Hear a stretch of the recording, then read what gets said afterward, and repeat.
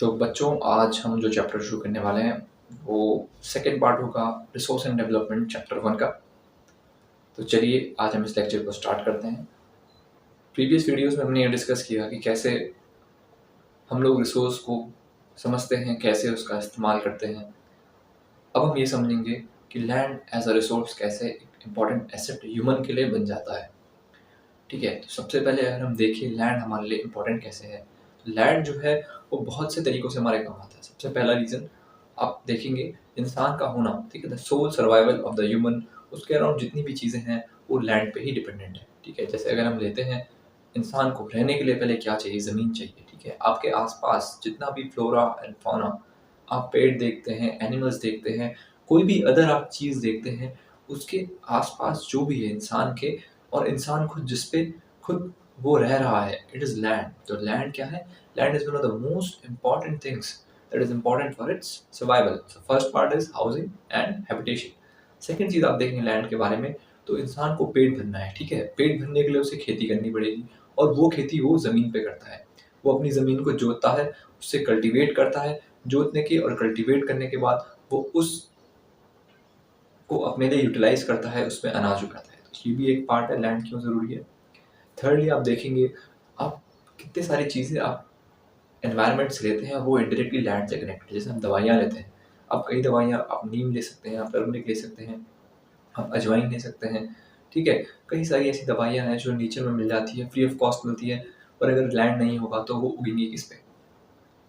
इसके अलावा आप देखेंगे तो आपका जो भी इंडस्ट्रियल आप इकोनॉमिक और इंडस्ट्रियल एक्टिविटी आप कर रहे हैं, ठीक है, इकोनॉमिक एक्टिविटी मतलब आप इंडस्ट्रीज रन कर रहे हैं, आप प्राइमरी सेकेंडरी टर्शरी सेक्टर के थ्रू, अलग अलग सेक्टर के थ्रू मैन्युफैक्चरिंग कर रहे हैं, आप सर्विसेज बेच रहे हैं, तो उसके लिए भी आपको लैंड की रिक्वायरमेंट है। आप हाउसिंग बनाएंगे तो सर्विसेज के अंदर आता है, आप बैंक्स खोलेंगे, हॉस्पिटल्स खोलेंगे, तो वो सारा आपको उसके लिए पहले एक लैंड चाहिए होगा।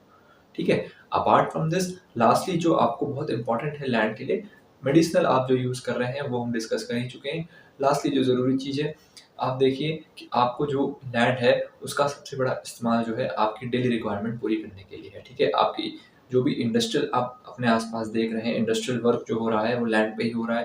पहले लैंड अलोकेट होता है, अगर उसके ऊपर इंडस्ट्रीज खड़ी होती है, उसके बाद आपको रोजगार मिलता है। तो लैंड जो है इतने सारे तरीकों से आप इससे जुड़ा हुआ है, और वो आपके लिए ज़रूरी भी है। लैंड की जब हम बात करते हैं तो हमको साथ साथ याद रखिए सॉइल की बात भी करनी पड़ेगी, क्योंकि सॉइल जो है वो लैंड का इंटीग्रल पार्ट है।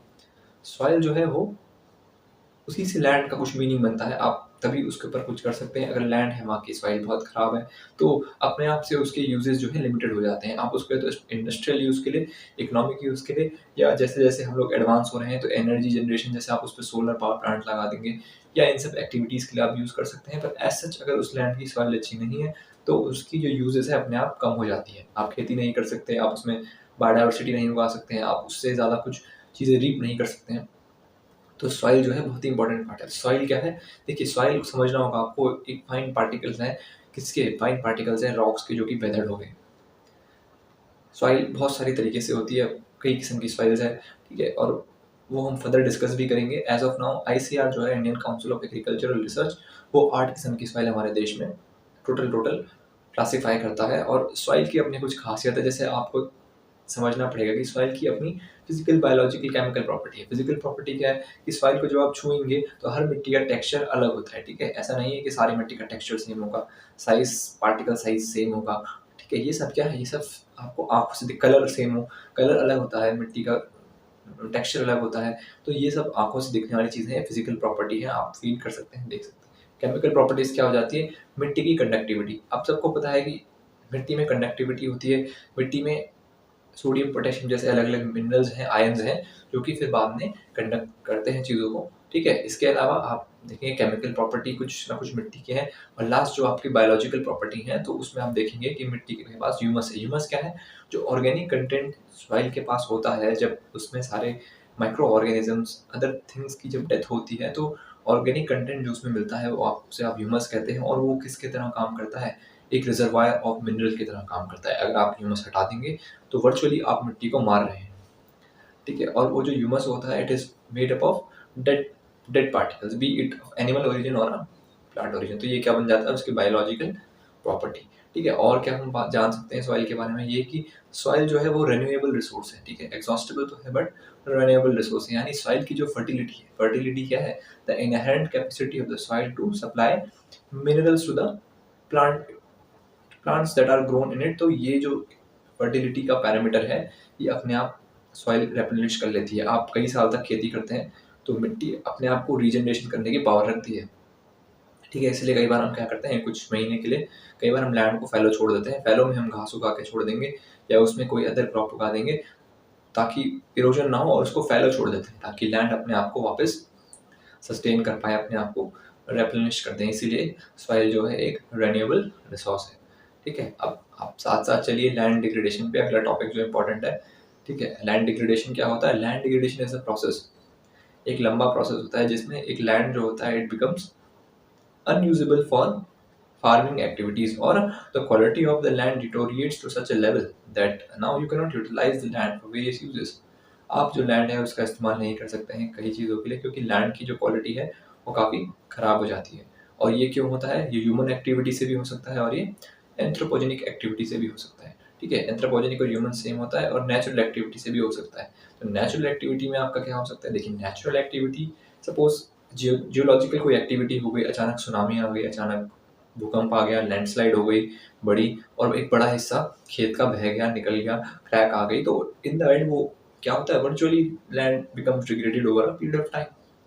इसके अलावा वो क्या हो सकता है, जो एजेंट्स ऑफ नेचर है, ठीक है, biotic and abiotic agents of nature है, वो क्या करते हैं, कभी कभी ऐसी कोई केमिकल रिएक्शन हो जाती है, ठीक है, इल्यूविएशन हो जाता है, कई बार अलग अलग फॉर्टिलाइजेशन हो जाता है, ठीक है, लीचिंग हो जाती है। तो इन एक्टिविटी से कभी कभी मिट्टी का जो होता है वो जो नेचुरल स्तर है मिनरल का काफ़ी कम हो जाता है, और फर्टिलिटी भी कम हो जाती है, लैंड डिग्रेड होने लगता है धीरे धीरे, ठीक है। और विंड और वाटर ऐसे एजेंट भी क्या करते हैं, ऊपरी लेयर को, सतह को बहा करके ले जाते हैं, और जब वो ऊपरी सतह को बहा करके ले जाते हैं तो वो जो लैंड बचता है it is virtually divide of many many minerals, because उसकी टॉप मोस्ट लेयर क्या है, चली गई है। लैंड की जो सॉइल है उसकी जो टॉप मोस्ट लेयर है वही हमारे काम की है ज़्यादा, उसके बाद वर्चुअली हम जब नीचे नीचे जाते हैं तो अमाउंट ऑफ द मिनरल्स धीरे धीरे कम होते जाते हैं। तो ये लैंड डिग्रेडेशन है। इसमें आपने नेचुरल प्रोसेसेस देख लिए, कुछ ह्यूमन प्रोसेसेस भी लार्जली रिस्पॉन्सिबल होते हैं कि हमारा लैंड डिग्रेड होता है। और एक डेटा ये बताता है कि दुनिया भर में जितना भी लैंड जो डिग्रेड हो रहा है उसमें से जो मेजॉरिटी ऑफ द लैंड है वो ह्यूमन इंड्यूस चीज़ों की वजह से 100% रेट से फास्टर डिग्रेड हो रहा है। यानी उसको अगर 50 साल में डिग्रेड होना चाहिए तो 100% फास्टर फास्टर रेट क्या होगी कि 50 साल में नहीं, वो 5 साल में डिग्रेड हो जाएगा, ठीक है। तो अब हम देखते हैं कुछ कारण कि क्यों लैंड डिग्रेड होता है। तो सबसे पहला और सबसे इम्पोर्टेंट जो कारण है जिससे लैंड डिग्रेड होता है ह्यूमन एक्टिविटीज़ की वजह से, वो होता है लार्ज स्केल डिफॉरेस्टेशन। बड़े स्तर पे जो हम जंगलों को काटते हैं, और वो जंगलों को जो काटना है वो बहुत सारी चीज़ों के लिए हो सकता है। कई बार हम अपने खेती के लिए, अपनी फार्मिंग एक्टिविटीज़ के लिए एक बहुत बड़ा पीस ऑफ लैंड साफ कर लेते हैं, या कई बार हम अपनी हाउसिंग नीड्स के लिए बहुत बड़ा पीस ऑफ लैंड साफ कर लेते हैं, ठीक है। तो ये सब चीज़ें जो है ये लैंड को डिग्रेड करने में प्रमोट करती हैं। इसके अलावा आप इंडस्ट्रियलाइजेशन देखिए, इंडस्ट्रियलाइजेशन जब होता है तो कई किस्म के पोल्यूटेंट्स, या आप एक कॉमन भाषा में हम कहते हैं एफ्लुएंट्स, तो एफ्लुएंट्स जो होते हैं, एफ्लुएंट्स को हम ड्रेन कर लेते हैं कई बार ओपन वाटर में, खेतों में, और वहाँ पे जब भी पानी उसमें जाता है उन खेतों में, धीरे धीरे क्या करता है, अगर उसमें आयरन ज़्यादा है या एनी अदर सॉल्ट है तो वो उस जगह की मिट्टी को बंजर बना देता है। स्लो प्रोसेस है बट वो मिट्टी खराब हो जाती है। इसके अलावा हम देखते हैं कि कई बार एसिड रेन होती है, तो कंटिन्यूस एसिड रेन होने की वजह से जो नाइट्रोजन और सल्फर के जो फ्यूम्स निकलते हैं इंडस्ट्रीज से, उस वजह से कई बार मिट्टी कहीं की एसिडिक हो जाती है, और मिट्टी एसिडिक होने की वजह से उसकी जो ग्रोथ रेट है वो रिस्ट्रिक्ट हो जाती है। आप काफ़ी कम किस्म की मिट्टी, कम किस्म की क्रॉप्स वहाँ पे उगा सकते हैं, ऐसी क्रॉप जो थोड़ा एसिड टॉलरेंट हो। इसके अलावा आप एक और चीज़ देखिए कि हमारा जो लैंड है, हमारी जो फॉल्टी एग्रीकल्चरल प्रैक्टिसेस है, आज की डेट में जो फॉल्टी एग्रीकल्चरल प्रैक्टिसेस है, ये सबसे बड़ा कारण है कि हमारा लैंड डिग्रेड हो रहा है। आप देखिए ओवर इरिगेशन, वाटर लॉगिंग, ठीक है, ऐसी जो हम टेक्निक यूज़ करते हैं, खेतों को खाली छोड़ना, सिंगल क्रॉपिंग करना, एक ही क्रॉप को बार बार उगाना, ये जो चीज़ें हैं इससे लैंड की जो कैपेसिटी है, फर्टिलिटी है, वो धीरे धीरे डिग्रेड होती है। या उसमें बहुत ज़्यादा क्या डालना, उसमें बहुत ज़्यादा फर्टिलाइज़र डालना। फर्टिलाइज़र क्या है, सॉल्ट बेस्ड होते हैं ज़्यादातर फर्टिलाइज़र, और उसकी वजह से क्या होता है, धीरे धीरे लैंड में सॉल्ट कंटेंट बढ़ता जाता है और हमारा लैंड सलाइन सॉइल में तब्दील हो जाता है। और फिर हमको उसको रिक्लेमेशन करना पड़ता है, नहीं तो आप उसमें कुछ भी नहीं उगा सकते। और यही हुआ है हमारे अलग अलग स्टेट्स में, हमारे देश में हर जगह पे जो लैंड डिग्रेड हो रहा है उसका कुछ कारण भी है। ठीक है, आप अगर गौर से देखेंगे तो हमारा जो नॉर्दर्न पैच ऑफ इंडिया है, ठीक है, जो हमारा हाईलैंड है, ये जो हमारा बेसिकली जो माउंटेन वाला पोर्शन है, उसमें जो ज़्यादातर कॉज है वो क्या है, हमारी जो एक्टिविटीज़ है, हमारी टनलिंग एक्टिविटीज़ है, हमारी अदर एक्टिविटीज़ हैं, हमारी रोड मेकिंग एक्टिविटीज़ है, कंस्ट्रक्शनल एक्टिविटीज़ है, उसने क्या कर दिया है, हमारे लैंड को लगभग लगभग डिग्रेड ही कर दिया है। या हमारे यहाँ पे और एक प्रॉब्लम है कि लैंडस्लाइड की जो इशू है उससे कई ज़मीनें धंस रही हैं। तो ये हमको देखना है और ये बहुत बड़ा कारण है उत्तराखंड, हिमाचल जैसे राज्यों में काफ़ी बड़े पैच ऑफ लैंड है वो क्या हो गए हैं, बंजर हो गए हैं। इसके अलावा रेनफॉल पैटर्न जो है ये भी बहुत बड़ा नेचुरल कॉज है हमारे यहाँ उत्तराखंड या एनी अदर हिली स्टेट में, कि हमारा जो स्टेट है वो धीरे धीरे जो उसमें एरिया है जिसमें हम खेती कर सकते हैं वो कम होता जा रहा है। इसके अलावा अगर आप देखेंगे जो हमारे वेस्टर्न स्टेट्स है, ठीक है, हमारे जो वेस्टर्न स्टेट्स है जिसमें गुजरात आता है, जिसमें महाराष्ट्र आता है, मध्य प्रदेश, सेंट्रल इंडिया का कुछ पार्ट है, यहाँ पे जो बहुत बड़ा कारण है वो रहा है ओवर ग्रेजिंग। ठीक है, ओवर ग्रेजिंग क्योंकि यहाँ पे एग्रीकल्चर एज सच कई इलाकों में पॉसिबल नहीं है, क्योंकि हीट इतनी ज़्यादा है कि खेती करना काफ़ी मुश्किल है और वो लोग ज़्यादातर हडर्स ही होते हैं। तो ऑलरेडी पैच ऑफ लैंड में वहाँ पे घास कम है तो उसमें ओवर ग्रेजिंग हो जाती है, और वो जल्दी ओवर ग्रेजिंग का मतलब है कि आप अपने उसको ज़्यादा ग्रेज करवा दिया है अपने लाइफ स्टॉक से, तो वो बहुत बड़ा कारण है। आप पंजाब, हरियाणा या वेस्टर्न यूपी जैसे राज्य जहाँ पे खेती बहुत ज़्यादा है, जहाँ पे अंडरग्राउंड वाटर को हमने खूब अच्छे से इस्तेमाल कर लिया है, वहाँ पे आप देखेंगे क्योंकि अंडरग्राउंड वाटर काफ़ी है, भले वो उसके लेवल्स अब कम होते जा रहे हैं but it is very much as compare to any other part of India. तो वहाँ पे आप देखेंगे तो वहाँ पे क्या है, वहाँ पे वाटर लॉगिंग हो गई है, ओवर इरिगेशन हो गया है, बहुत ज़्यादा पेस्टिसाइड, बहुत ज़्यादा इंसेक्टिसाइड, बहुत ज़्यादा फर्टिलाइज़र के इस्तेमाल से ज़मीन में जो सैलिनिटी आ गई है, वो बहुत बड़ा कारण है कि लैंड धीरे-धीरे डिग्रेड होता जा रहा है। आप देखेंगे नॉर्थ ईस्ट इंडिया में तो स्लैश एंड बर्न एग्रीकल्चर जो एक टाइप की फॉल्टी प्रैक्टिस है एग्रीकल्चर में, वो भी एक बड़ा कारण है कि नॉर्थ ईस्ट का पोर्शन है, वहाँ पे कई बड़े-बड़े ट्रैक्ट ऑफ लैंड आज की डेट में हमने लैंड को डिग्रेड कर दिया है। ठीक है? ऐसे ही हर एक स्टेट में हमारे यहाँ कुछ कारण है। आप देखेंगे छत्तीसगढ़ आप जाएँगे, आप उड़ीसा जाएँगे, आप वेस्ट बंगाल जाएँगे, आप झारखंड जाएँगे, ये ऐसे स्टेट है जो मिनरल रिच स्टेट्स हैं, ठीक है? यहाँ पे कोयला, आयरन और बॉक्साइट, एल्यूमीनियम काफ़ी सी आपको वहाँ पे रिसोर्सेज़ मिल जाएँगे। तो यहाँ पे माइनिंग बहुत बड़ा कारण है कि माइनिंग की वजह से हमारा बहुत बड़ा पैच ऑफ लैंड डिग्रेड हो गया है। तो ये कुछ कारण हैं लैंड डिग्रेडेशन के, ठीक है? इसके साथ-साथ हमें समझना होगा कि अगर लैंड डिग्रेड हो रहा है, तो सरकार या हम लोग अपने स्तर पे क्या कर रहे हैं कि लैंड को हम डिग्रेड होने से बचाया जाए। तो लैंड को जो डिग्रेडेशन है, उसको बचाने का तरीका है कि आप पहले तो सरकारी स्तर पे पॉलिसीज़ और प्रोग्राम्स लाएँ। ठीक है? जो सरकारी स्तर पे पॉलिसीज़ और प्रोग्राम आती है, उसमें क्या होता है, एक बड़े हमारा विज़न होता है कि हम ये करेंगे, हम ये करेंगे, हम लैंड को ऐसे बचाएँगे। तो इसके अंतर्गत हमने एक पॉलिसी है, जिसका नाम है नेशनल फॉरेस्ट पॉलिसी। ठीक है? नेशनल फॉरेस्ट पॉलिसी 1952 की पॉलिसी है, जो कहती है कि 33% of part of India should be covered with forest at any point of time. ठीक है, ऐसी नेशनल मिनरल पॉलिसी है जो आपको बताती है कि मिनरल को हमें किस तरीके से इस्तेमाल करना है। प्रोग्राम्स बनाए गए हैं, ठीक है, एक प्रोग्राम के अंडर आता है आपका national action for combating desertification. Desertification मतलब आपको क्या करना है, डेजर्ट को बढ़ने से रोकना है। उसके लिए हम एक चीज़ यूज़ करते हैं, उसका नाम क्या है, ग्रीन बेल्ट। हम क्या करते हैं, एक दीवार खड़ी करते हैं ग्रीन बेल्ट, जिसमें हम पेड़ लगाते हैं ताकि हम डेजर्ट के विस्तार को रोक पाएँ। इसके अलावा क्या है, आप इंजीनियरिंग मेथड्स के थ्रू लैंड को स्टेबलाइज़ कर सकते हैं। वो लैंड जो आपका धँस रहा है, जो आपका नीचे आ रहा है, उसको आप स्टेबलाइज़ कर सकते हैं इंजीनियरिंग मेथड्स के थ्रू। ठीक है? इंजीनियरिंग अप्रोच लगा के आप उसको केजिंग करके अलग-अलग तरीकों से आप उसको रोक सकते हैं। ठीक है? और उसके अलावा आप क्या कर सकते हैं, आप बड़े स्तर पे अफ़ॉरेस्टेशन कर सकते हैं। लोगों के स्तर पे एक कॉन्सेप्ट होता है सोशल फॉरेस्ट्री, जिसमें हम लोग मिलके बड़े स्तर पे पेड़ लगाते हैं, आप वो भी कर सकते हैं।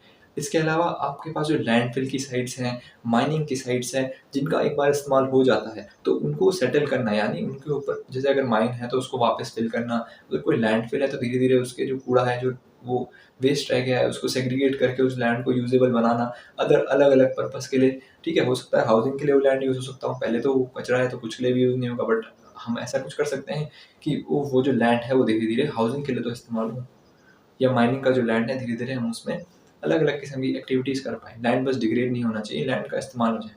तो ये सब हम काम कर सकते हैं ताकि हम अपने लैंड को डिग्रेड होने से बचा सकें। वैसे ही एक सिमिलर कॉन्सेप्ट है सॉइल के लिए भी, इसे हम कहते हैं सॉइल इरोजन। तो सॉइल इरोजन क्या होता है? सॉइल इरोजन कुछ नहीं होता, soil erosion is just the removal of topmost layer of soil under the action of various biotic and abiotic factor. यानी बहुत सारे बायोटिक और अबायोटिक फैक्टर जो हैं वो कंट्रीब्यूट करते हैं और हमारी सॉइल को वो डिग्रेड कर देते हैं, जिसकी वजह से हमारी सॉइल की टॉपमोस्ट लेयर है वो निकल जाती है और मिट्टी धीरे धीरे अपनी जो फर्टिलिटी है उसको खो देती है। अब हमको ये समझना है कि सॉइल इरोजन के क्या क्या कारण हो सकते हैं। देखिए, अबायोटिक कारण भी हो सकते हैं, बायोटिक कारण भी हो सकते हैं। हो सकता है नेचर कर रहा हो सकता है ह्यूमन कर रहा हो। तो कंबाइंड फैक्टर होते हैं। ज़्यादातर जो बातें हमने लैंड डिग्रेडेशन में पढ़ी, वही बातें as it is soil erosion में अप्लाई होती है। विंड, वाटर, इंसानी एक्टिविटीज़ जैसे माइनिंग, आपका एनिमल्स जो मूवमेंट करते हैं, आपकी रोड्स बनती हैं, तो वही सब चीज़ें एज़ इट इज़ अप्लाई होती है आपके सॉइल इरोजन पे भी। ठीक है? अब मेन चीज़ जो हमको बोर्ड के पर्सपेक्टिव से पता होनी चाहिए, वो क्या है? Stages of erosion. ठीक है? तो स्टेजेस ऑफ इरोजन में 3 स्टेजेस ऑफ इरोजन होती है। पहले आपका क्या होता है? Sheet erosion. Sheet erosion is just like कि आपने पानी जब स्प्लैश किया, तो आप देखेंगे कि छींटे पड़ते हैं और कुछ छींटे आपके पैंट पे गिरते हैं या आस-पास गिरते हैं। उस टाइम जो मिट्टी वो डिस्प्लेस होती है, वो क्या है? Sheet erosion. इनिशियल इरोजन जो हो रहा है। उसके बाद क्या होता है? धीरे-धीरे आपका शीट इरोजन जो है वो कन्वर्ट होता है रिल इरोजन में। रिल इरोजन क्या होता है? देखिए, आपने कई बार देखा होगा जब हाईवेज़ बनते हैं, तो हाईवेज़ के आस-पास ऐसे एक स्लोप बन जाती है। तो इस स्लोप की तरफ से या इस स्लोप की तरफ से कई बार पानी ड्रेन होता रहता है और छोटी-छोटी नालियाँ बनाता है। जैसे आपके घर में जाने के लिए भी पहले छोटी गली होगी, फिर एक बड़ी गली होगी, तो वैसे ही एक जो छोटी-सी नाली बन जाती है कंटीन्यूअस वाटर फ्लो से, तो उसको आप क्या बोलते हैं? रिल। और वो रिल क्या होती है? फिर बहुत सारी रिलें, several rills combine to become a गली। गली क्या होती है? एक बड़ी वाटर चैनल जो क्रिएट होती है पानी के कंटिन्यूअस फ्लो की वजह से। और ये गली इरोजन फिर ऐसे सीवियर होता जाता है और जब बहुत सारी गलियाँ, रिल और ऐसे नेटवर्क जब बन जाता है, तो आप उसको क्या बोलते हैं? Badland topography. ठीक है? Badland topography. बैडलैंड टोपोग्राफी क्या है? A highly eroded piece of the land जिसमें क्या बन चुका है? Networks of rills and gullies, और वो अनफिट है किसी भी किस्म की एग्रीकल्चरल एक्टिविटीज़ और any other kind of activities that could be done in that land. तो वो क्या बन गया है? Bad land. एग्जाम्पल क्या है? मध्य प्रदेश के कई इलाके ऐसे हैं, उत्तर प्रदेश के कई इलाके ऐसे हैं, एडजॉइनिंग स्टेट्स ऑफ राजस्थान के कई इलाके ऐसे हैं जहाँ पे आपको चंबल की वैली जो मिलेगी या उसकी एडजॉइनिंग रिवर्स की वैली मिलेगी, वो हाईली इरोडेड है। ठीक है? आपने सुना होगा ये कुछ डिस्ट्रिक्ट्स हैं, भिंड, मुरैना, सतना। ये भिंड मुरैना का जो इलाका है, this falls in Madhya Pradesh, और एडजॉइनिंग स्टेट्स में भी टच होता जाता है। ये बीहड़ है। ठीक है? इसे आप क्या बोलते हैं? बीहड़ या बैड लैंड। ठीक है? कई कारण हैं, एक तो क्योंकि ये नेचुरली बिल्कुल अनफिट हो गया है। दूसरा, यहाँ पे जो इल्लीगल एक्टिविटीज़ जो यहाँ पे प्रमोट हुई हैं, उस वजह से भी इसको बैड लैंड नाम दिया गया है। तो ये सब था आपका सॉइल के बारे में, स्टेजेस ऑफ सॉइल। और यहाँ पे ही हम अपना लेक्चर ख़त्म करेंगे। अब अगले लेक्चर में जो हम पढ़ने वाले हैं वो आपका रहेगा land use pattern. Land use pattern होता क्या है? लैंड यूज़ पैटर्न के हिसाब से हमारे यहाँ कौन सी क्लासिफिकेशंस हैं, और साथ में हम पढ़ेंगे सॉइल। ठीक है? हमारे देश में कौन सी टाइप ऑफ मेजर सॉइल्स हैं और आपकी बुक में कौन सी सॉइल डिस्कस की गई है। तो आज के लिए इतना ही। आप कमेंट और करके ज़रूर बताएँ कि आपको हमारा ये जो कंटेंट है वो कैसा लग रहा है, और प्लीज़ चैनल को लाइक करें, शेयर करें और सब्सक्राइब करें। Thank you.